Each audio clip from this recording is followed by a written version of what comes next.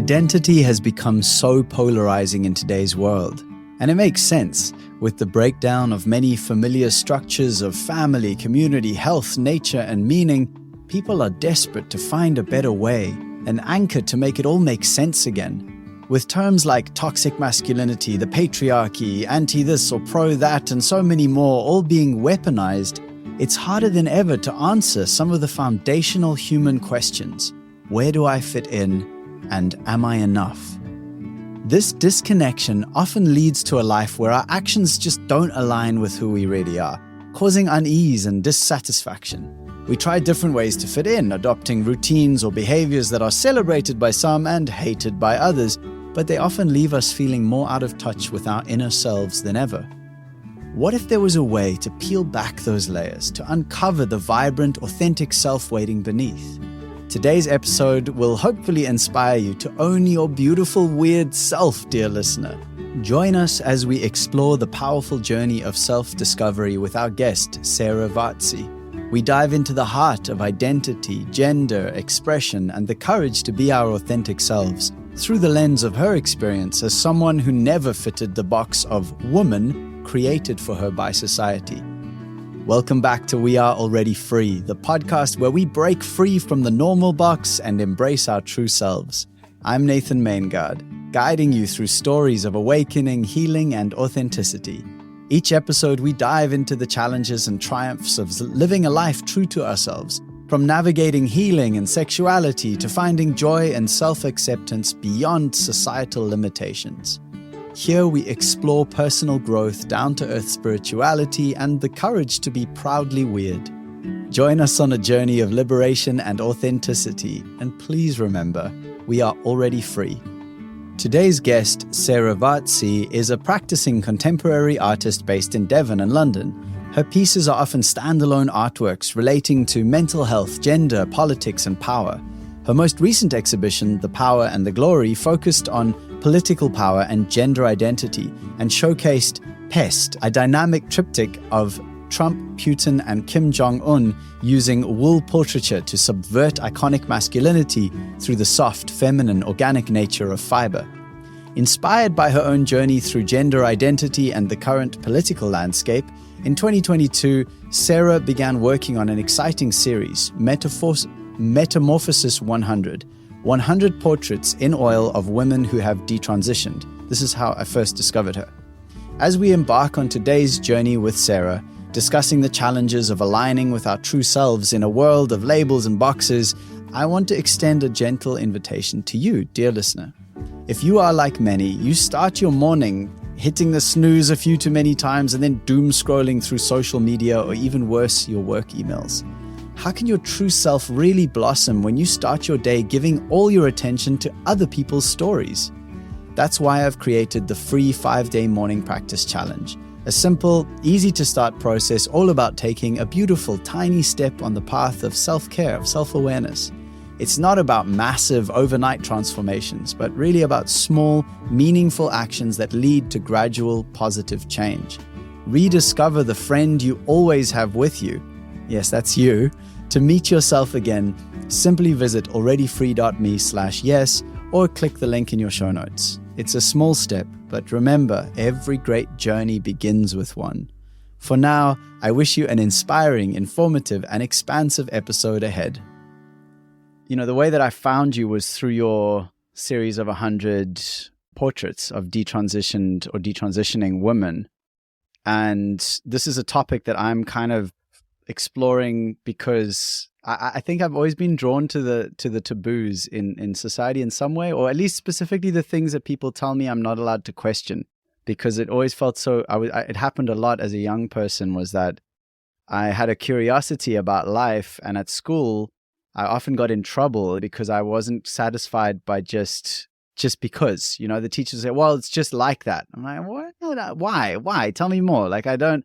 And I got in a lot of trouble. And I had the same feeling when I first started, because I've always very much felt everyone should express themselves exactly as they wish. And I think that that's a beautiful, I have friends from all different kinds of walks of life and ways of being. And I think it's beautiful and magnificent. And there was a crossover point, and I don't exactly know when it happened, but it was probably around the time where I started to see around this idea of forced language. So around like forced pronouns, like if you don't say a thing that I tell you you must say, then you are bad. And that immediately went in. I was like, oh, I don't feel good about that. Something there feels a bit strange. And coming across your detransitioning stories it's quite a harrowing experience. I mean, you've made something beautiful out of something that's incredibly painful. And to read these women's stories and the just how vulnerable and how sincere they are, and it's, I think the thing that almost gets it to hit home in a very deep way is how permanent these decisions are that they made, many of them as teenagers, which are things they cannot undo ever. And so I guess it's like a big introduction, but I'm curious to hear from your perspective, why has it felt so important to you that you would commit to 100 portraits of these detransitioning women? I don't know how far back to go, but when I was a teenage girl, I was very uncomfortable with being a girl in lots of ways, and felt like I always say I don't woman correctly, which is it's just the phrase that there's so many instances where I didn't girl correctly. Like I would be sent back upstairs because I wasn't wearing the right feminine clothes. And then at one point I cut my hair really short. And I don't know if you know, have you heard of the Wonder Years? This TV No. show. I think you're a bit younger than me. So there was this American TV show called The Wonder Years. And the main character was called Kevin. And when I cut my hair short, someone said, "Hey, Sarah, you look like Kevin." And I was bullied, and I thought, well, why can't I have short hair? Like, why should that be a big deal? And I went to an all-girls school, and I really felt like I couldn't find myself because I wanted to just have short hair and for no one to give a crap about me having a short hair. But then the girls who were the popular ones were the busty, probably quite athletic, tall. I was going to say sexy. I meant attractive, like the sort of 16-year-olds, not sexy isn't the right word, but, the more attractive feminine girls. And I felt like the really awkward, geeky, definitely geeky. I remember when I first started school, I would say thank you to the teachers. And everyone was like, what the hell is Sarah doing thanking the teacher? I don't know what I was thinking. Hey, they probably thought I was great, or they thought I was weird. I don't know. So when I was a teenager, I had all of this going on. And then I've never found my tribe ever. And about when I 3 or 4 years ago, I came out as genderqueer, and I felt great. And it's very funny because this is I stand in this middle ground where the feminists are like, how could you be such an idiot? That doesn't mean anything. And then, some trans people would be like, well, why are you letting the side down by highlighting detransitioners? So I really exist in this murky middle area. So I was in the shower and I was like, oh, I understand myself now. I think I'm genderqueer. I fit in with those people. I had just come out of a very long relationship with a man, and I was in a trans non-binary dating website, and there were lots of people I felt I could relate to. There was a mixture of, let's say, more androgynous women and cross-dressing men and non-binary and just a whole mishmash.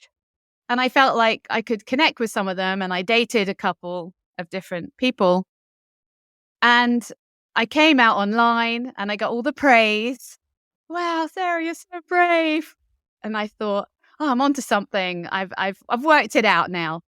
And the really annoying thing, getting back to the title of your podcast, is I felt free, which I know, like I've got this little voice that is the sort of radical feminist voice on my shoulder that goes, you thought a label would set you free? Like the label doesn't mean jack shit. It's just a label. It doesn't change the world and how the world sees me. But I felt great because I've had a lifetime of people saying, oh, but you're so lovely with long hair. And why don't you wear a bra more often? Or, well, this is how a mother should do this and that. And just so many rules. And I just got totally sick of it. I think I went through I call it like a bit of an epiphany, but maybe it was a small breakdown. I don't know, some kind of massive change after my long relationship ended. I kind of went on this mass dating a lot and exploring my sexuality and all of this. And then for 6 months, I said I was genderqueer, about 6 months. I didn't try the pronouns because I thought there's just no point in saying that. Did feel ridiculous to me. I was like, I'm she. Like, you can look at me and say she, but I don't feel like other women, which I know some people are like, what do you mean? What does it mean to feel like a woman? This is my little monologue for you, Nathan. And yeah, so I just felt great because I wanted to shave my head and I didn't want anyone to say, but now you don't look so feminine. And I wanted to just stick my fingers up at them and say, but you can't expect me to be like a woman because I'm not, even though I was. So I don't actually remember the moment where I thought, this is kind of nonsense. I do remember reading about the detransitioners, and I came across Laura Becker's stories, and she was, so I think a couple of detransitioners' stories crossed my path. I actually looked into taking testosterone because there was a local male, I'll just put it this way, so a local male who'd started taking estrogen. And this person said to me, it's the biggest trip. Like, it's so cool to take some estrogen. I think every woman should take a bit of testosterone. So then I thought, okay, for an art experiment, I'll take testosterone and I'll document the changes. That'll be interesting. Like, I'm not letting you say a word right now. So just a little bit of backstory. I went to art college and studied video installation art. And we studied things like people who would pierce themselves on stage as an art installation. Or nowadays, you would just go to a fetish night and see that. But at the time, it was quite radical to go on stage with a nail and hammer it into your nose. And it would be a existential art piece. So I'd already seen that done as an art piece, not testosterone, but changing your body in some way. So then I think that influenced my idea of, I'll take testosterone and I'll document it and let's see what it does to my body. It'll be really interesting. And then I went down this whole rabbit hole and I thought, okay, there's some benefits there that I could see a few benefits, more energy, muscles, enlarging down below. That sounds fun, some parts. And then you start reading like, but it might cause this. And how do I feel about having a beard permanently? And then just to finish that section, so I've got an 8-year-old girl and I looked at her and I thought, I want her to feel good about being a woman. Someone upstairs is printing something. Sorry about that. There's a printer going on. I can't hear it. You're all good. What are they making? Very cheeky of them. Anyway, but I looked at my daughter one day and I thought, the problem isn't me. It's not me that has to change. It's all these silly rules about how a woman should or shouldn't be. And then that set me on my journey. And the really annoying thing is, I felt more comfortable saying I was genderqueer because there was a freedom behind the label. So I do understand why some people want to use a different label, because just, for example, being called all right, love, or hun, all these like feminine, to me, they sound feminine. Or like, let that lady pass or something. I mean, I use that phrase, but there's something that immediately puts a hierarchy, and it shouldn't be like that. That if someone just says these feminine labels, I mean, it's really complicated, but I can see how people are like, they want to elevate themselves somehow from the way that women are seen. But the idea is that society needs to see women differently, not us change. Like, we need to be like women who put ourselves on pedestals, if that makes sense. Not pedestals, but elevate what it means to be a woman. Hmm.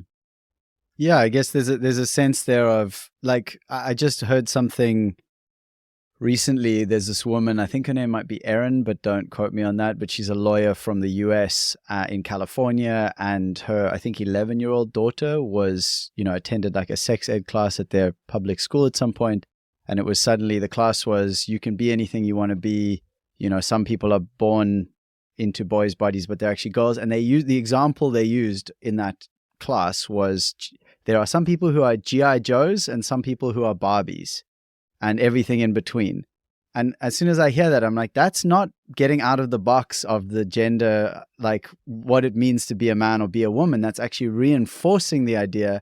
And more what I'm hearing is that what's happening now is that if a young boy or a young girl, say for example, a young boy is like, he's into pink or something, or he's into wearing dresses, that means he must be born in the wrong body, as if a dress is actually any way associated with being a woman other than the socially constructed way of being a woman, that is, women wear dresses. There's this idea that it's like we want to escape the norms, but we use the norms to dictate whether you are in the wrong body or not, which there's something in there that I've not made sense of at this point. Yeah. I didn't actually, no, I agree. And the funny thing is that I kind of flip-flop between being, let's say, more feminine. And I actually hate the terms feminine and masculine because they're so loaded. That feminine, you have an idea in your head immediately, and soft, gentle, sweet, all of this. But there's still a hierarchy. But I didn't address your question of what started the art series. I just talked about the bit before the art series. So I wish I could remember, and I need to look back because I was journaling at the time. But I think I realized that the detransitioners are the most oppressed by the whole, oppressed, is that the silence? Their stories are silence. And on some level, I do relate to their experiences, even though mostly they're much younger than me, of this deep discomfort of being a young woman. And there are so many things in their stories that I'm like, oh yeah, I remember that. Like one story, she said she always wanted to swim topless and it's not acceptable. And she said even after her double mastectomy, she still doesn't do that. And I have a complicated relationship with this is going to sound strange and we're getting quite deep. And I definitely wouldn't have a double mastectomy, but I understand the joy that some of the trans men who go ahead with it feel that they can go topless. And it's almost celebrated now, like having the scars and everything. But how I wish I had that freedom without obviously having a double mastectomy, to just be topless in the park without any judgment. Like this is, if I could wave a magic wand, it would be that I had this funny rule in my head and I've never done it. But in my head, I have. Every time I see a topless guy, whether he's on the street, in a park, I thought, I'm just going to take my top off as well and stand next to him just to make a point. But obviously, it's tricky because I have kids. Sometimes they're with me. I don't want to. I think if I didn't have my kids, I'd be way more tempted to just protest in that way. So I relate to the stories, and I'm very aware of how politicized it is. And I don't know if you saw recently, but my most recent portrait caused a bit of controversy because the feminists think that my work is highlighting the harm and it's got a bit more of an agenda. And then the most recent portrait, she has a trans partner, and that was unusual because most of the people I'm drawing, they've left, let's say, gender ideology behind completely. A lot of them have. And I think that all of the stories need to be told.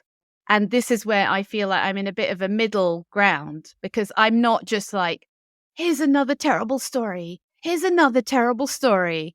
And I definitely don't want to dip into this idea of trauma porn that one person has commented on my art series. I really just think these are stories we don't hear. We don't hear about their experiences. Let's see what we can, we hear their experiences, but it also makes us reflect on our experiences of being women and society. Like, what does it say about society that some people feel like this? And all of it raises questions. More than anything, I want my art series to raise questions rather than just be used in a sort of simplistic, tacky, like, oh my God, check out this terrible story. Like, this is not what this is not what I'm about. Yeah, I mean, for me, it comes across as deeply vulnerable and important because those stories are not shared anywhere in what we call mainstream media. It's just not acceptable. It's not supported. I think I've even on a sort of practical level, speaking about the sort of what I call the medical industrial complex, is that when people are wanting to transition, and like you said, there's all the support and the cheers and the yay, let's do it, and the psychiatrists and all the people who want to help it happen, and the surgeons, etc. And I'm saying this from a place of a lot of ignorance. It's not something I've looked into deeply, but my understanding is that for many of these people, their lived experience was the flow of transitioning, of getting on the drugs and getting the operations was a lot smoother, and the floodgates were a lot more open than when they afterwards were like, actually, this was terrible. I need help how can I not undo, but how can I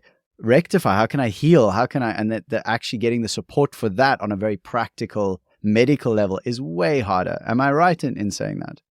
Oh, absolutely. And so there's several issues that I've come across because I don't know if people realize, but my art series is not just doing a portrait and it's out there.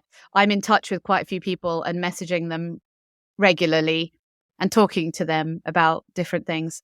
So quite often they will leave the gender clinic. They won't even tell the gender clinic that originally transitioned them. And then there's a few organizations now. I've got to give a shout out to Beyond Trans that is run by GenSpect. And then Camille is just setting up Detrans Help. But there's not a lot of resources for people once they've decided to detransition, especially not medical support. They don't know where to turn because they don't go back to the gender clinic. And quite often they don't trust the medical establishment to help them the right way anyway. And the other thing I've heard is that in America, I don't quite know the system, but there is no medical code for detransitioners. So I don't know if that affects insurance or what, but they officially don't exist, but I don't know what that means, but this is what I've heard. And I've been talking to various people about what sort of support would be needed. I can't necessarily help with the medical side, but I'm very interested in what research has to happen. I'm perimenopausal, and this is something that I think blows my mind every time. So if I go to the doctor now and I say, oh, I've read that testosterone can help, I'm feeling a bit tired and everything, they won't give it to me. They won't give me any testosterone unless I'm fully into menopause because of the side effects. Whoa. But if you're 18 and you have, you're autistic and you say you're a boy, they'll give an 18-year-old, I don't even know how many times the amount they would give a menopausal woman. They will give her, I don't know. I don't know what that figure is, but a ridiculous amount of testosterone from what I gather. So I have, as a joke, I wouldn't do it, but I have thought, oh, okay, let's see what happens.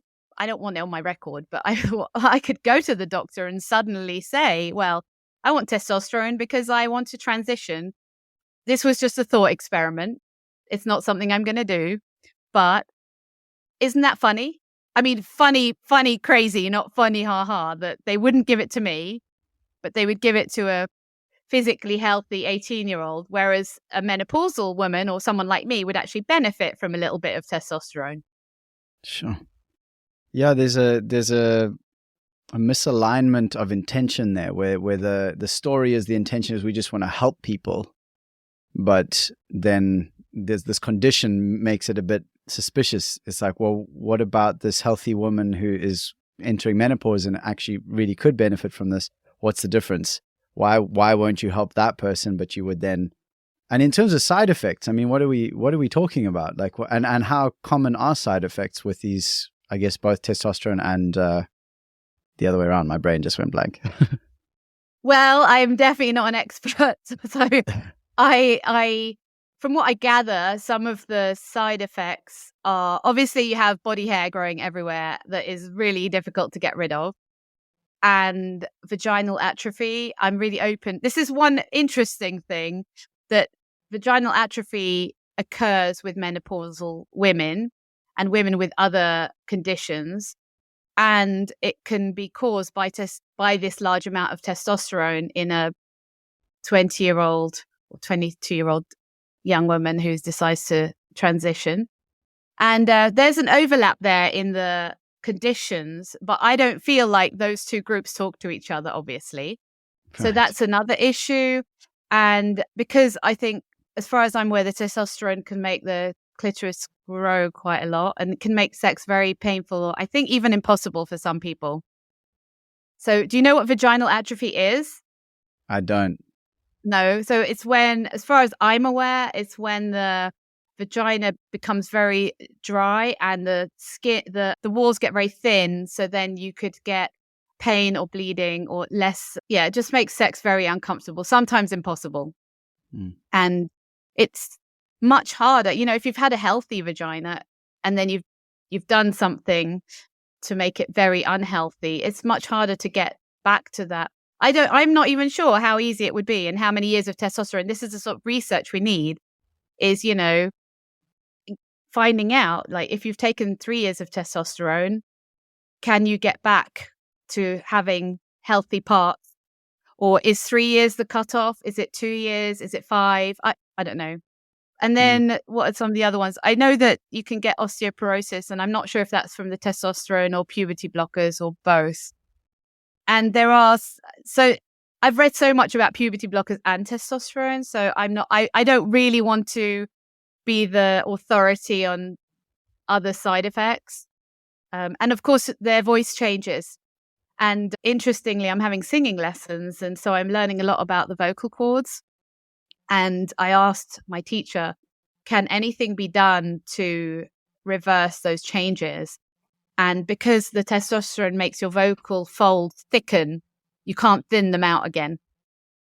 So they will always have those deep voices.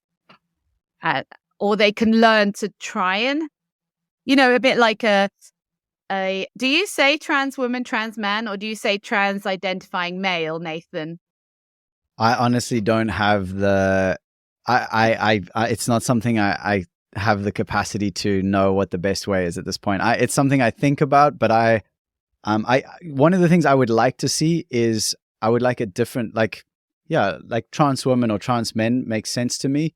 The part where I stumble or where I feel the resistance in myself is when someone says trans women are women or trans men are men, and then want to use the word. I'm like, the word woman already has something it's describing that is real. It has a real thing, and same with men. So anything beyond that, I'm like, I don't exactly know what would be appropriate to say or not to say. But so what did you say? Trans identifying men and women or trans men and women is the... Oh, so this is where I'm like in this weird middle where some people would say, why are you saying it that way? Why are you saying it this way? And for me, sometimes it's contextual. It just clarifies. Some people don't even know if you say trans identifying male, they still wouldn't quite get what you mean.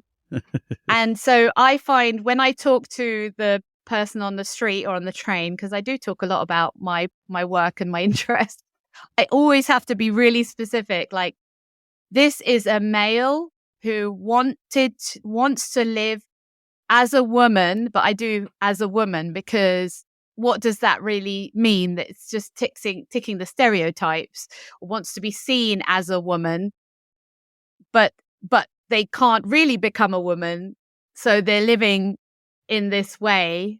It gets very sticky. Yeah, very quickly, very sticky. Yeah. And the other thing I wanted to say that's quite important to highlight is the word detransition is actually I don't know if the term is like a misnomer, because you can't detransition. Most of these young women, they can't undo. So they can't undo their transitioning. There are lasting effects. So there's been discussions within various groups of what would be a better term, but there isn't a better term at the moment. And people know what you mean when you say that, but it's really important to, like you said, they're lasting effects, and a lot of them can't be undone. And so I really am glad that to be hearing the way you speak about this in terms of being in the middle.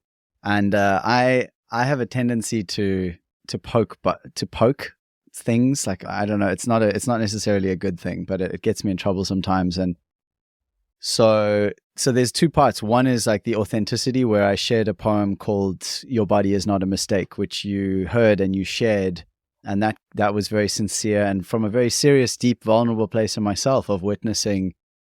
I don't know what it would have been like for me as a young person if this had all been going on, if this was the story that was like very popular at the time, because I felt so uncomfortable in my body. A lot of the time, I felt uncomfortable as a man because I associated a lot of negativity with manhood or the patriarchy, all these big labels and stories around what it meant to be a man. And so that poem, but then I also have the jester in me. And I recently shared a meme that I created on Instagram. And it was basically, it was the Secretary General of Health or something like that in America, where this is I guess we'd say a trans-identifying male, a man who wants to be called a woman and socially accepted as a woman, was given an award, like one of the 6 women or 10 women given an award for Women of the Year for like service to humanity and good things that they've done. And this is when I looked at this person, I was like, that looks like an unhealthy person to me. And they're being given an award for health, and they are from a medical standpoint, they have gender dysphoria. They have a condition where they believe they're in the wrong body. Now, and so the meme was basically that confused lady with all the math symbols around her being like me trying to work out how this person got the award. And I thought it was very funny. I really thought it was super funny because it was so obviously weird. And a lot of people, it really polarized a lot of people. A lot of people were very much in support and like, thank you for speaking up. A lot of women wrote to me. Actually, the most of the people who wrote to me were women saying, thank you. Thank you for standing up for us. Thank you for like honoring that we exist. And then on the other side, it was people saying, wow, you're such a transphobe. I thought better of you. I thought you cared about people. I can't believe you would share something like this. This is horrific. I can't follow you anymore, et cetera, et cetera. And what I've noticed, interestingly, is that because I've said to the people who disagreed with me and were quite upset, I'm available to speak about it. So I've tried to arrange a few calls, and so far none of them have come through. And I noticed that it seems to be a bit of a pattern, and I'd be curious to hear your reflections on anything that I'm just sharing right now. But is there a fragility inherent in the idea of identity as something everyone else has to acknowledge for it to be true? There's something about like if the world doesn't say that I am what I say I am, then violence has been done upon me and I'm a victim, which seems to be a lot of the story around the identification thing, identifying with different genders, etc. And then, because usually what I find, if I disagree with someone, it's okay. I don't mind. Like them disagreeing with me or saying that what I believe is not true, it's just an opportunity to have an interesting conversation and go somewhere with that. But the idea that a big part of the thing is, your post is resulting in violence against trans people. Like that's the end result. And I was just like, wow, that's intense. Anyway, I don't want to ramble anymore, but like based on that whole thing, how does that all land for you? Yeah, my mind went a bit blank, but no, you're right. It does feel like if we all don't pretend, and I don't even know, you see, saying the word pretend or play along, and then so this is quite a funny story that is related, I think, that I tried very hard because I dated I went through about a year of dating a trans man, so a female, and then a non-binary male who now identifies as a mother and a woman. And I also fell in love with a cross-dressing man. So I went through quite a crazy year, and in my head, I tried very hard to tell myself, this is a woman, this is a woman. Like when I was with one of the males, I was like, this is a woman. They think they're a woman. I'm just going to go along with it. Trick myself, like convince myself. And then one day I saw one of the males naked, and I was like, no, the illusion is shattered. And I'm not like genital obsessed. Like some people think that it's all about the genitals. I was like, so now when this person was before me naked, like which part is now a woman? Like, where is that part?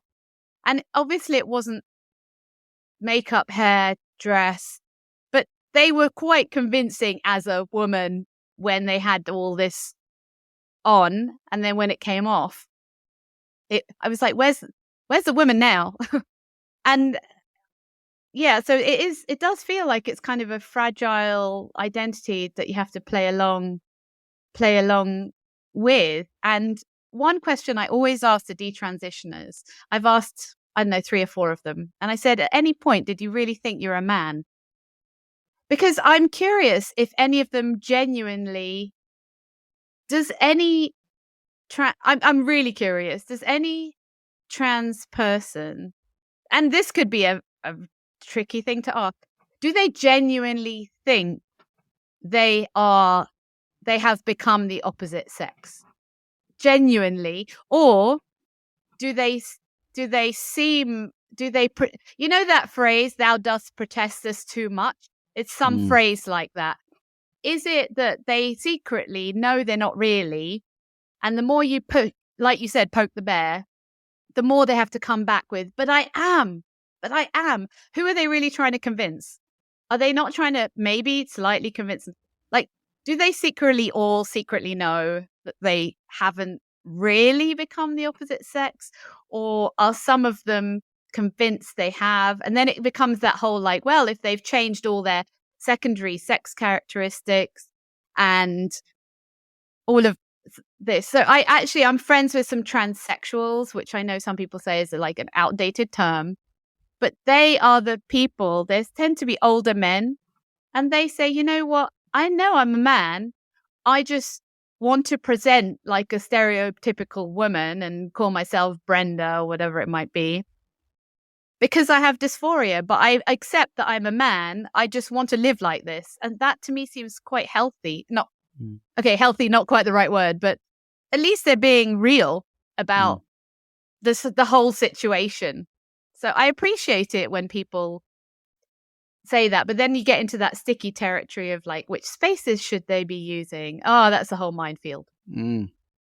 Well, yeah, I mean, so this is such a great conversation to be having, and I certainly would like to get a trans-identified person or more than one on to really who's available, because so far my experience has been when I try to have these conversations online, it immediately descends into Nathan's a transphobe and he doesn't get it. He's all these like cis white man, etc. He can't possibly understand, and so, which I think is such a sad thing to put each other onto. You used the term earlier, pedestals, but to pedestalize, or the opposite, like to either put ourselves on a pedestal or others on a pedestal as having more or less of a right to be a victim or be someone who's having a tough time, etc., etc. My brother recently said something beautiful, which is that we are all impacted by our life. Everyone is impacted by their life. So if we can meet each other acknowledging that I can't possibly know what your experience is, but let's have a conversation about it. Why am I saying all of this? I want more of these conversations, basically, because I love, in a way, you and I are just like, you have more life experience about this. So I'm meeting you. I'm not trying to like structure this like some big, we're going to solve all these problems, but it's just two curious people having a conversation about something that is very interesting and that seems to almost deny curiosity. Like I feel like I'm not allowed to be curious and questioning about it, because I even saw an Instagram page recently and I was thinking about following this person. I still might actually, but this is a woman who has gone all the way in. So now has a beard and is actually like almost not a bodybuilder, but a fitness expert and helps other people to get very muscular and everything. And I was reading a few of this person's posts and videos and just being like, wow, they really, like, I would not have known if I'd seen this person. I'd be like, I would have thought as a man. I mean, it's kind of like mind boggling the extent to which it can go. But there was something that they said at one point was basically something about when trans people, when women who are now identified as men put on a bit of weight, or it was something to do with strength, it's like suddenly that can trigger the dysphoria again. And so I was like, this person, I can see how hard they are trying and how hard they have to try every day to prove to themselves and to everyone, I am a man. Like, and there's such an effort involved in that. And it's to what you were saying a moment ago. It seems that there's some part that doesn't actually believe it, and that there's this constant chase to be convincing and be convinced. Oh yeah, definitely. And I think so. And that's why, like I said, they push back sometimes even more. And I mean, we only see the people online, and there's people who are quietly just living their lives and maybe not pushing back. But the detransitioners, once again, I've asked them, or I've watched so many videos, and quite often they said they just got exhausted with consciously exist, like obviously we consciously exist, but quite often I'll just walk down the street and I'm not thinking, am I walking the right way? Am I walking as is expected of me?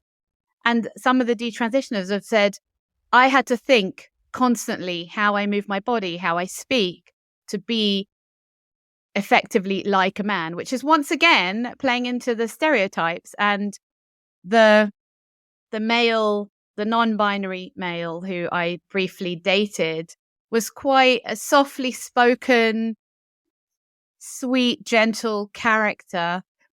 And I totally understand why they felt uncomfortable with the label man, even though within the label man, there's huge variety of softly spoken, sweet, gentle men who wear dresses and have long hair. I don't mind, what I really want to emphasize is that I think we should do away with this idea of a masculine trait and a feminine trait. And really, this is what I hear from the feminists as well, is it's all about personality. And if we can just say, everybody's personality is a mix of masculine and feminine, and none of them are, it's not like the masculine traits are the good ones and the feminine ones are the weak ones, which unfortunately was a bit of my upbringing. The feminine, oh, I feel really good with children and you're so good at caring. I always make this joke that I would be a rubbish nurse. Like, I can care for people, but I am not going to spend 3 hours making a chicken soup. It's just, and I'll clean up sick if I really have to, but my kid's dad is so sweet and lovely, and he's got that sort of patience that a nurse needs. And whenever I've had a boyfriend with a headache, I'm like, oh, just take some medicine already and get over it, which you could say could be seen as a bit more masculine. And, oh, where's this lovely, sweet tenderness that women are meant to have? But it's just my way. I'm a bit more like, get up and go and let's just get on with the day. Does that make sense? That we're all a mixture, and everyone. I watched a very interesting neuroscience talk that was about the mosaic brain, and it was about how everyone's brain has masculine and feminine elements. And I missed the bit where they said, how did they work out what was a masculine element? But they showed the brain and it was just a mixture. And I think that's healthy to say, everyone's got not feminine and masculine, but assertive and gentle parts and loving parts and loud parts and quiet parts. And that's what we need to be okay with. Yeah, I mean, you raise an interesting point, and I wanted to speak with you about this. And we may have slightly different perspectives on this one, and I'm very curious to hear, because my understanding is, and so I'll treat it from the hormonal level, like, and I'm not a scientist, I'm not researched deeply in any of this, but I recently saw a chart that really affected me. Was basically a woman's monthly hormonal movement, right? And like, and the waves and the troughs, and how it like really there's big shifts that are happening to, I guess, premenopausal adult women. And I'd imagine even postmenopausal. I don't know anything about that actually, but the point is that this chart was like clear that women are navigating massive internal transformations on a monthly basis in a real big way. And then above it was the kind of men's chart of our testosterone and our kind of daily hormonal. And it's like sunrise and sunset. It's just this little up and down every day, just like cruises along at this quite a consistent.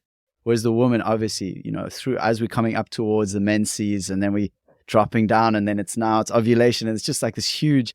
And I get the image in my mind of the ocean floor and the ocean, how the ocean floor is so stable and it gives structure and it holds the ocean. And in the same way that the sun, and you probably are hating all of this, but I'll finish, and then you can say, I'm interested to hear everything. But in the we're same the way ocean, that, aren't we? Are we the ocean? 100%. and then as well the sky and the sun, so for example, I pray just because I enjoy it, and it's something that I've developed for myself that has been very meaningful for me. And the prayer that naturally unfolded because I was watching the sunrise a lot when I was kind of speaking it when it came into being. Part of it was giving thanks to Father Sun. And in my mind, Father Sun is the idea of the seed bearer and the one who plants the seed of life into the mother. And the mother is the earth. And the Father contains the mother through the sky, and the sun are like these containers that hold the creative energy. So the pure masculine energy being the containment, and the pure feminine energy being creation. And that when the two come together, there is some kind of a stability in terms of creation and life unfolding and birth and death and all happening within the containment. Now, I agree 100% that all of us have masculine and feminine tendencies within us. And I also know that only men are the seed bearers and only women are the birthers and the bringers of new life through themselves. And so there is a difference. It doesn't make one at all better or worse, but there is a clear difference. So I'm curious to hear, how does this all land for you? I've heard this so many times. And it's not my cup of tea, but the way I see it, I think in my experience, at least on some level, I do agree. Like, I definitely have this change in the month, and then the older I get, the more I'm aware, like, this is my 1 week where I have really good energy, or 2 weeks if I'm lucky. And then, oh no, the house is falling apart because my period is coming. But with men, they're up and down in a very unpredictable, and more, at least we can plot it on a chart for the month. Okay, everyone has ups and downs, but I hate to say it, but I've been around at least 3 men who were so up and down within the hour. So they were not like the seabed at all. They were like random storms when you're in a tiny little rowing boat. Good. They went from really sweet and loving to very aggressive. So that's been my experience of some significant men in my life. So I don't feel like, women are the ones who are a bit up and down and the men provide this gentle stability at all. I've met women who are really on a level all the time, very calm. In fact, most of the mum friends in my group seem to be the very steady ones, and I'm the one who's a bit up and down. And then I've met men. So in my own experience, there are men who are very steady and stable and calm. And then there are men who are extremely turbulent. And it would be interesting to find out what the testosterone levels might be of those men who are very aggressive, and if it is genuinely higher in those men. I have heard from the detransitioned women that for some of them, the testosterone made them more anxious and aggressive. So yeah, that's why I've heard all of these, I don't go to these sort of women's circles, and it's just not, I get it, but then saying it's only a few steps along to say, well, women are the sort of nurturing, caring, motherly, like the bosom for everyone. I don't know that I just made up, you know. But then I said before, I'm caring, but I'm really like a bit matter of fact. And then there are men I know who are so like oozing with caring and nurturing and love and patience when I'm not. So then if I feel like I think you're talking about archetypes kind of. Yeah, So absolutely. yeah. Archetypes which none of us completely conform to. But yeah, it's just an interesting question or consideration. Yeah, just as a sideline, so I've had this idea, like there are lots of women's circles, and I used to live somewhere that's very, very hippie. I'm just going to say hippie. So there's women's circles there. They have a bonfire, and there's incense and crystals and singing and drinking herbal tea. And I would go there and feel really uncomfortable. It's not my thing. And then there's like a father and son activities, like a men's activity thing where they're doing archery and learning how to light a fire with some flint and building a shelter with their bare, that appeals to me so much. So I think maybe this is why I've not connected with groups of women, but I wonder whether I always wonder, are women really like in general, are they like, which came first? Like, are they generally like that? And why is it that I don't enjoy those like gentle, sweet herbal tea women's groups? Do they really, does it make sense what I'm trying to say? Like, there must be women out there who just don't click with that. Where is their place? And I haven't found it. I want to set up this like women's group where we're not singing gently in the woods, but we're rock climbing and then building our own raft or something. But I don't see that. Yeah, no, I love what you're saying. I mean, I think the day that the world enables people to express and be, like if you want to climb rocks, be you man or woman, go for it. Like 100% support. It's amazing. And I guess what I'm speaking to, there's an intrinsic, and I know that our society, we've shifted away from, like we've moved into a different kind of way of showing up in the world. But intrinsically, if a woman is going to be a child bearer, there are going to be points where she really needs some solid people who can hold the space around her to keep her safe and the child safe. And that historically would be men. And so I think from a evolutionary standpoint, and again, we're moving away from that, but there is still like millions of years of evolution behind us that we are now shifting away from. And I wonder if there is some value in acknowledging that foundational reality of women as child bearers, which is by definition a nurturer. Like I can't ever feed a baby with my body. That's nurturing. There's no way that you're like, these days, Nathan, these days, it's amazing what you can be whatever you want to be, man. Like, don't hold yourself back. But there's that intrinsic foundational reality, which I think is, if to start from there and then build from there and build into all different beautiful directions. I think my experience, I've also spoken with so many women who are so independent and so powerful. I'm literally rock climber. I have a dear friend who's a great rock climber. And in many of our conversations, I've also witnessed her, this deep desire to be able to soften a bit more, to let go a bit more because she's being held by masculine energy. And whether that would be other women or whether it would be men who are embodied in their primary masculinity as men, also still containing their feminine elements, but that would enable her. And I've heard it from so many women who have showed up in our society because they've been conditioned to be, women are so independent and can do anything men can do. And then they reach a point where they're like, I actually don't want to do everything, man. I wish there was a man to like chop wood and carry heavy things and be physically just like they're taking care of that, like cleaning out the toilet when it gets blocked and just doing like strong manly things. And I'm saying this as a man who has relatively recently stepped more into those kind of roles.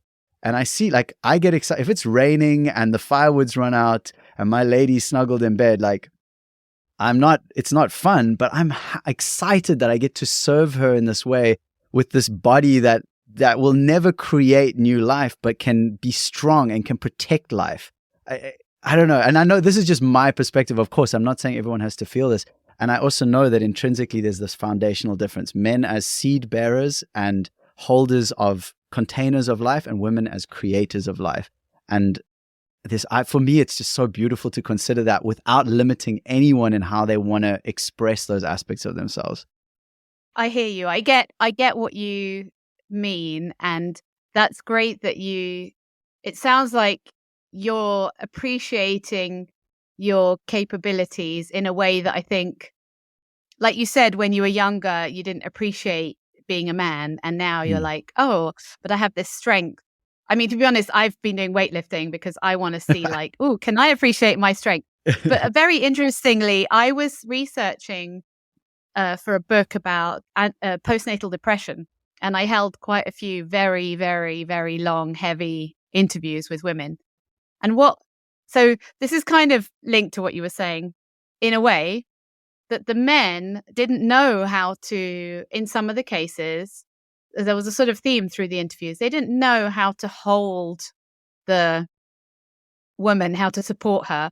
Quite often they would be like, oh, do you want a cup of tea? And they would be a bit clueless to hold the space or to how to care properly. And that's also, I think there's something missing in how men, I saw this female empowerment coach for a while, and she said men don't know how to not be men, but they've lost their way a bit, because before in like the 50s and 60s, they were like, oh, this is the role I'm playing. I go to work, I support my family, I chop trees or whatever. And then the women got independent, and men are like, well, okay, I have to readjust how I fit in with this scenario. And then in the, if the woman's expected to do almost too much once she's had the baby and just get on with it. And so there's a bit of like, maybe I've said to the women in the interviews, I said, did you ask for help? Did you say you need time to yourself? And sometimes they didn't. They felt like, I've got to prove something and I've got to do it all. And even then, there's a kind of apologetic, like, do you mind watching the baby so I can just have a half an hour walk? When the man is going off to watch the football at the weekend, and then he's going to the pub after work on a Friday, and the mum has been with the baby all week. And to me, I'm not saying that would have been the answer to the postnatal depression, because it's quite complicated, but there was not enough of a balance, and they didn't know there was something very broken in that. It felt like the communication and the fact that the woman felt she had to do it all and she couldn't ask for more help. But the man also didn't want to overstep and say, like, maybe it sounds like you have a very healthy relationship, but there might be some men who would, certainly if someone dated me, they might be like, what's Sarah going to say if I chop the wood? Maybe she wants to chop the wood. Is she going to feel patronized if he chops the wood? Am I going to feel like he's making a point about me being weak? Like, I do. You're making me think a little bit about how the way that I approach this side of wanting to feel strong, but also wishing that do I wish there was a man about the house sometimes? But what for? I'm trying to think, just as an interesting other point, there seems to be in the dating world, there are women who have it all, or seem to have it all. The great career, really strong, go to the gym, very fit. And sometimes it's quite hard for them to meet their match because they don't need anything, because they're so independent. And I'm not saying that that's not a good thing, but it's something I've been mulling over. Like, if you have a great job, a great house, you love going out, and apart from like the sexy stuff is more fun with somebody else, usually. But can you be too independent, do you think? That's a great question. I mean, I'm just enjoying this conversation so much, and I can't believe how much time we've already spent, because I feel like there's so many things I still want to chat about. But We can do a part two. We can do a part two when I part reach two, exactly. Like 100 anyone portraits. send in your questions and we'll tap into a part two. Yeah, I think so. So from my personal journey, it's been. So I know you don't like words masculine and feminine, but I do. I love them. So I'll throw them out, and we can discuss whether they make sense or not. But if we go based on my sort of theology of reality, of this idea of prime archetypal masculine, feminine, as I've described them already, yin and yang, then in my life, I really leaned away, and I expressed I didn't feel good about being a man because of all the ideas I had of what it meant to be a man. And so most of my friends were women. I felt much safer with women. I really softened and leaned into what I consider the feminine, and actually in many ways became quite needy because I was not owning the part of myself that is a man, like owning that I am a man in this life, and that there's a responsibility that comes with that I was kind of tapping out of. And this experience of being with my partner, we've been together now 7 years, and witnessing both of us coming at it from opposite perspectives of, her being, I think just before we met, she went off, well, a few months before we met, she went off the pill, which she'd been on for quite a long time. And that alone is such a big hormonal destabilizer that I think most women aren't actually warned about. She certainly wasn't.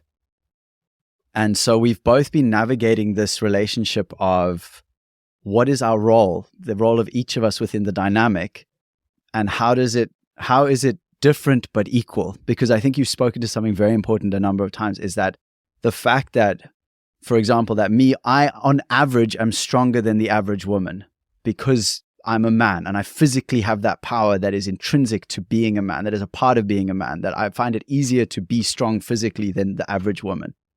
That doesn't make me better. And by the same token, the fact that a woman can give birth and only a woman can bring life into the world, or only a woman can, have these cycles that seem so mysterious to me in many ways, where I'm like, I can't imagine what that would be like. There's all these different things that I think, again, I'll speak for my relationship with my woman. I witness her. She contains so many things intrinsically that are completely mysterious and beautiful to me that I don't know what it's like to be those things, but it doesn't make her less than. It gives me an invitation to step into my manhood in a way that enables her to step into her womanhood. And we are working out the dynamic between us of how that looks. And over these years, she has, I will say the word softened as a beautiful thing. She's softened into asking me to do more of the physical hard shit.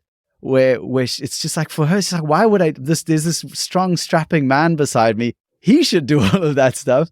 And then she'll focus more on the nurturing, and it is more in terms of making food or those kind of things.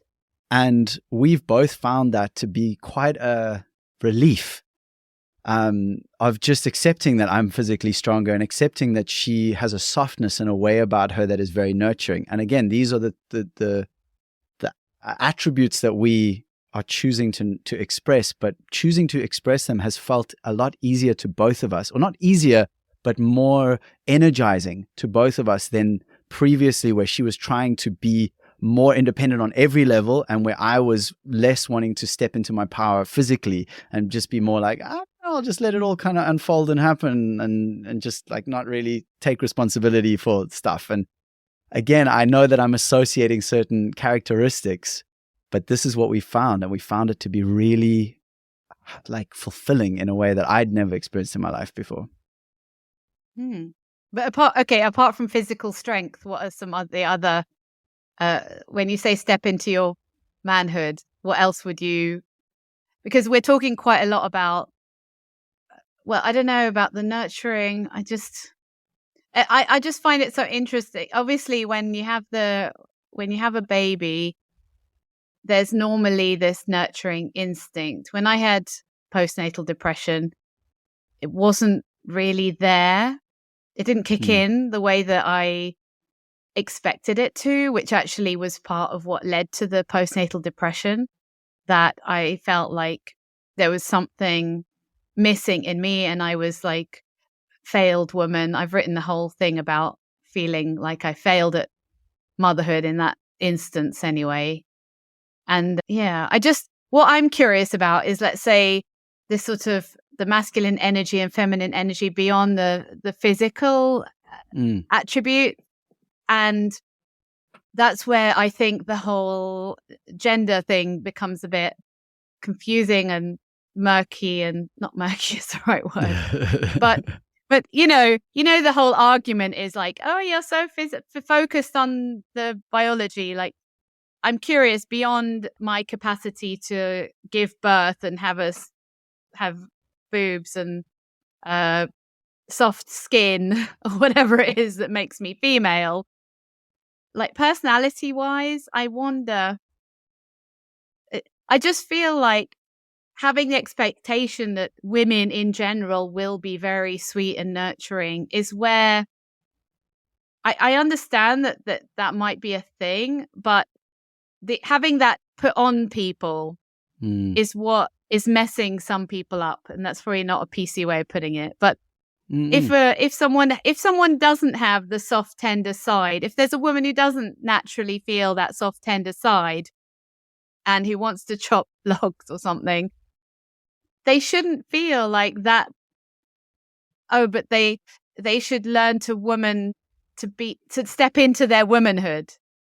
Like that, I think you should speak to some. There's the weightlifting that I've been doing. I've been following this.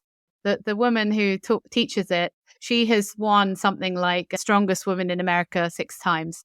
I think you should have her on the podcast and talk to her about mass or this trans person you mentioned. I can send you some names of weightlifters who are just super impressive, strong women. Because especially when they're in a relationship, how do does that change things? I wonder if they are an extremely strong.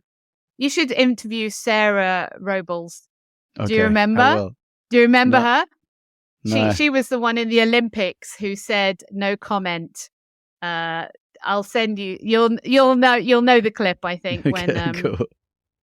Because that was the year that a trans identified male took part, and someone asked her a question about it, and I think she was the one who said no comment. She didn't want to comment on that, and she is one strong, fantastic lady.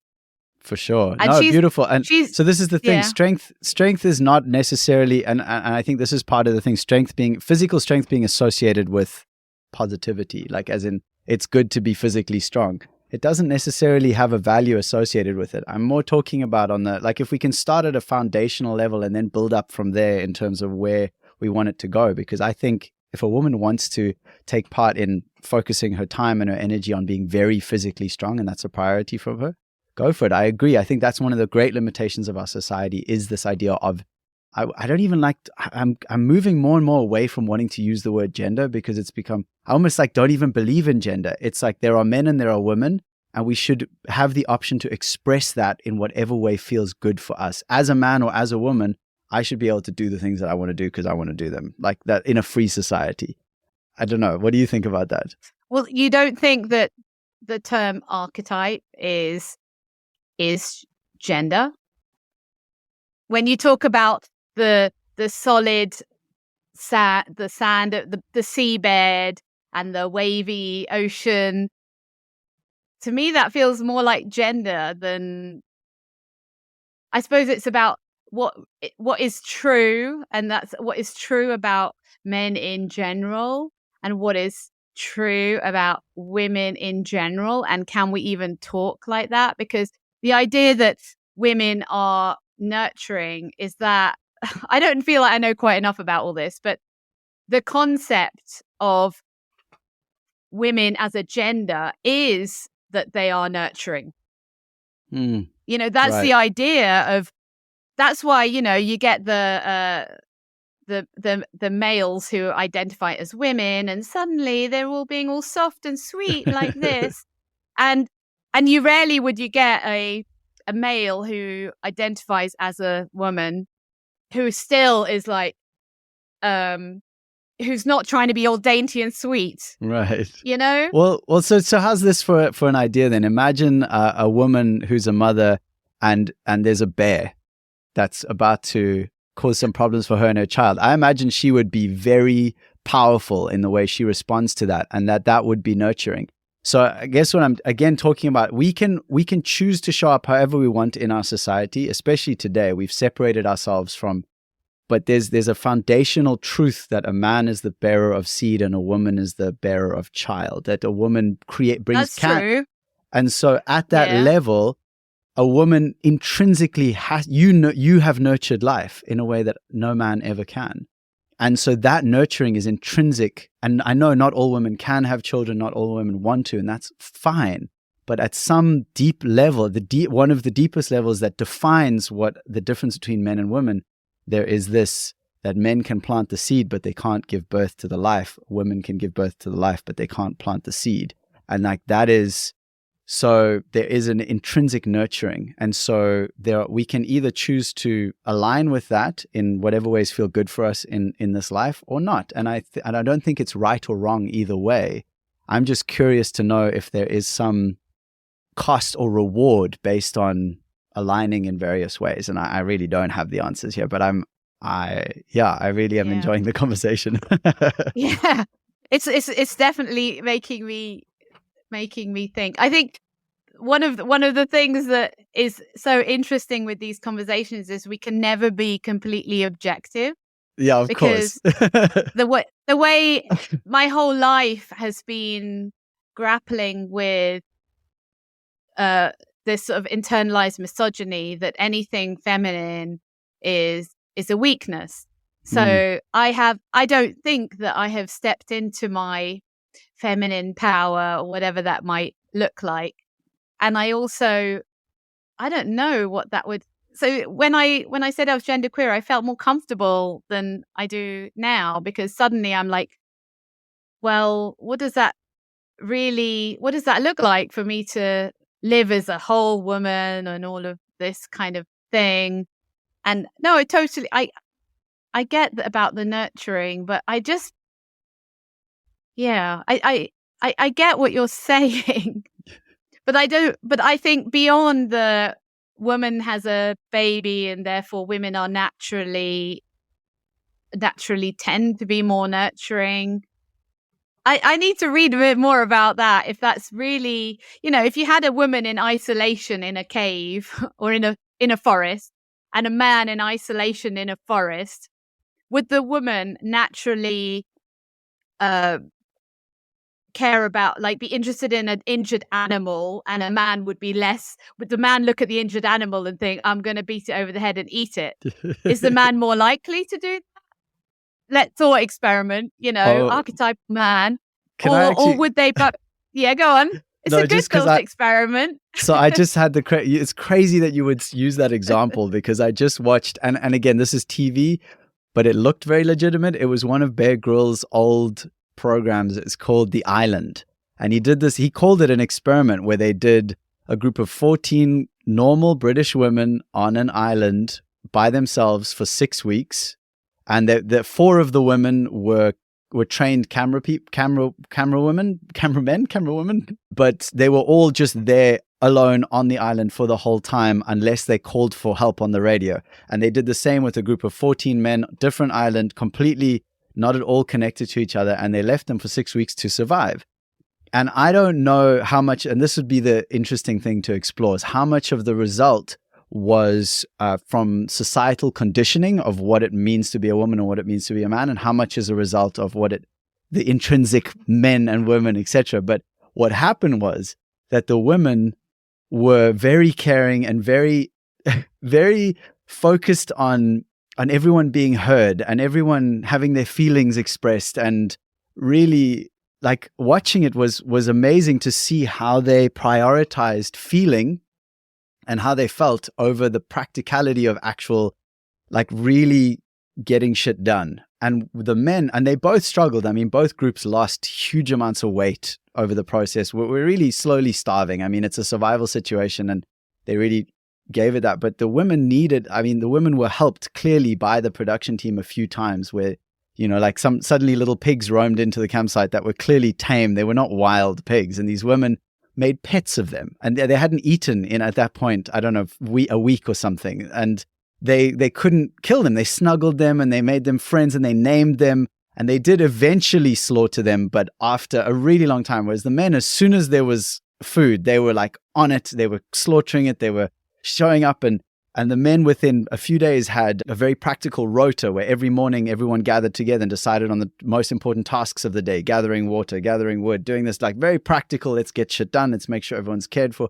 The women were much more like they never got a leader. They were very egalitarian. They were very like everyone gets to decide. But it caused them so much chaos over the process of the 6 weeks that and so when I watched it, I was like, I want to know how much of this is societally indoctrinated and how much of it is intrinsic, because the difference is so massive in this example. Yeah, that sounds that sounds fascinating, because my experience has been that those groups where the women are like, oh, it's all got to be really, really fair and everyone's got to have a say. I'm the loudmouth who wants to be assertive and get shit done. Right.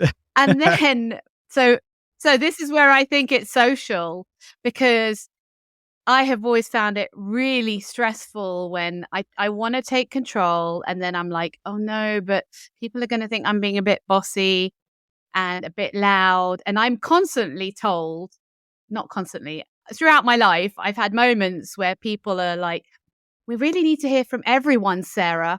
And I'm like, this idea that I've suggested, everyone thinks it's a good one.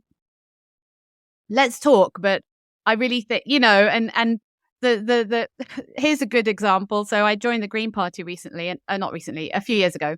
And I went to one of their meetings, and in those meetings, everyone gets to vote on everything. And we sat around talking about, how much time have we got, by the way? We are like, let's do one more foray, but then we need to part ways.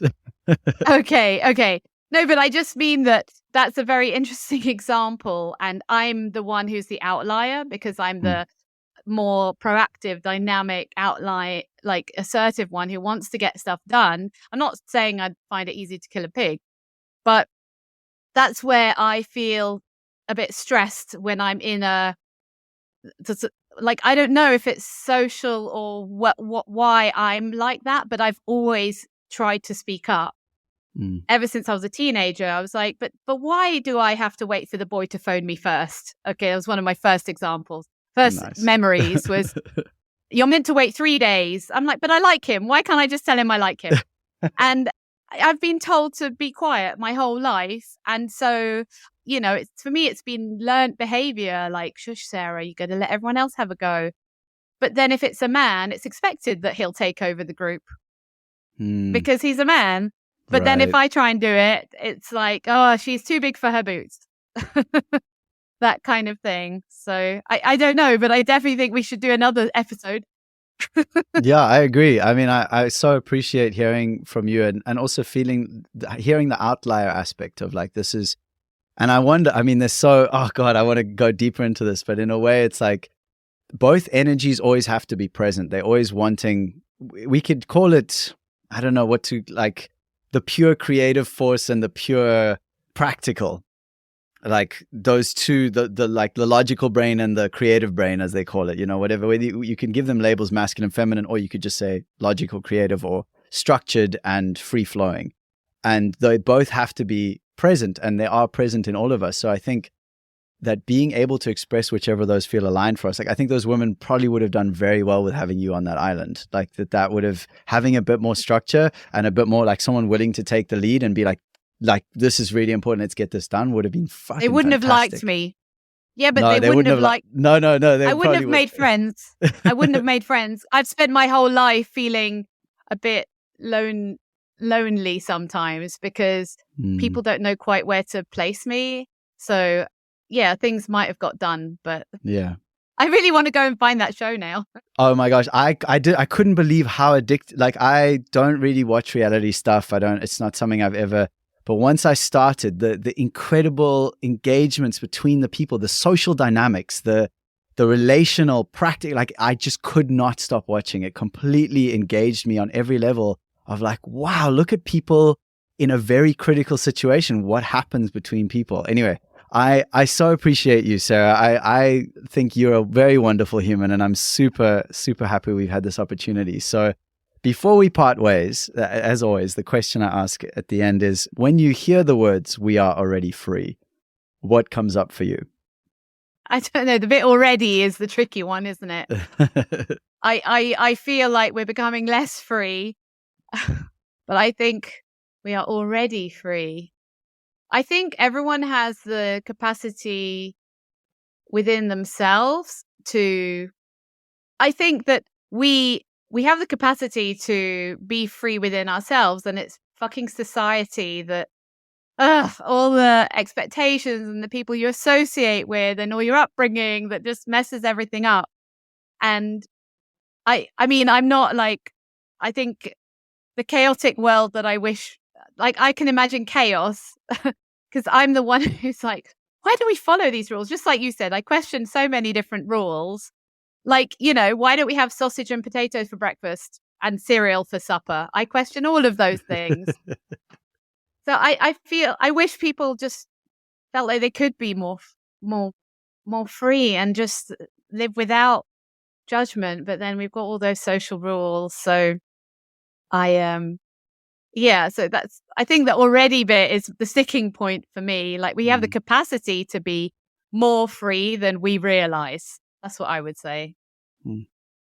Beautiful. Well, I really appreciate, I feel like, what have I so just appreciated? Being able to have a conversation where I can so hear and feel that you've a lived experience that is kind of beyond what I've known in many ways.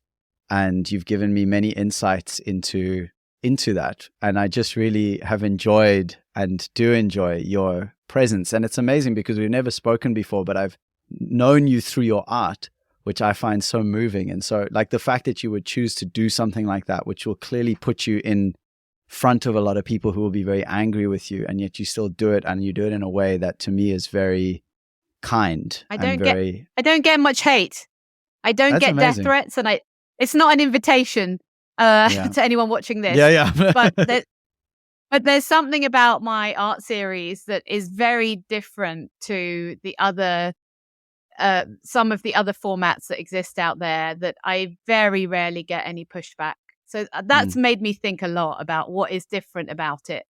That I don't get people saying, "Oh, you're effing portrait, F off with your art." I don't get anything like that. Amazing. Yeah, there's something there. No, there's something there about the way that you've brought across a very, very tender, very vulnerable, very confronting topic. And so where would people find you if they're wanting to get a hold of your art or get a hold of you and just kind of learn more about you? Well, I have the main website, which is metamorphosis100.com. And then generally, if people just Google my name, then you'll find all my social media links will appear. My surname is Vaci, which I'm sure will be written somewhere. Yeah. So it's pronounced Vaci, just because nobody can ever pronounce it. Yeah. And the best place is metamorphosis100.com. And then I think on Twitter, I'm just Sarah Vaci. And my artist name is Lordy because I became a lord. So I thought I'll call myself Lordy, like officially a lord. Thank you again. I appreciate you. And thank you for coming on We Are Already Free. It's been an absolute pleasure. Thank you again to Sarah for your lovely presence on the podcast. I feel like we barely scratched the surface of so many epic topics, and I couldn't believe how quickly the time went. Let me know if you want me to get her back on, dear listener, and what we should chat about. I'd be curious because there were so many ways we could have taken it, and I'd love to know what you'd like to hear more of. As we reach the end of our time together today, after exploring these intricate layers of identity and self-expression with Sarah, let's ponder a question. Where in your life are you letting the expectations of others dictate how you show up? And this is especially important when you wake up first thing in the morning. It's the most powerful moment you have to drastically improve the quality of your day and therefore your life, because what is your life made up of? It's made up of days and of moments. And the morning is really that power point of like, open my eyes, what am I giving energy to? This episode was so rich with discussions about embracing our true selves and reminds us of the importance of starting each day in a way that's in harmony with our authentic identity, or gives us an opportunity to start connecting with that. That's the essence of my free 5-day morning practice challenge. It's not about adopting a one-size-fits-all routine, but discovering a morning ritual that really speaks to you, that ignites your individuality and sets the tone for a day lived authentically. I invite you to join this journey towards a morning practice that echoes your unique rhythm and spirit. Dive into this exploration of self and start each day feeling connected, aligned, and genuinely you. To begin your transformation, visit alreadyfree.me/yes or check the show notes in your podcast app right now. Embrace this opportunity to align your mornings with the real you. Let's start this beautiful journey together. Thank you again for your presence. It's such a gift and an honor to be on this journey with you. This is almost our last episode for this season and for this year. I'll be taking a bit of a break and just honoring you, honoring all of us on this path. It is such a great mystery. And no matter what any of us thinks or knows or believes, at the source is all love. If you listened to my podcast episode a while back with Helena Wild, I loved how she said it was like at the source is love. And then we split love into truth and lies and black and white and light and dark. And it's all good. Like that's the level we're at. So I believe in some things and I disagree with a lot of things that other people believe. But really, is there a way to just come back to love, to the foundation of I disagree and I love you? I think that is something I definitely want more of in my life. So I hope this has been an enjoyable episode and I wish you well with the rest of your week. And thanks again to you for being here. What a blessing. And please remember, as always, we are already free.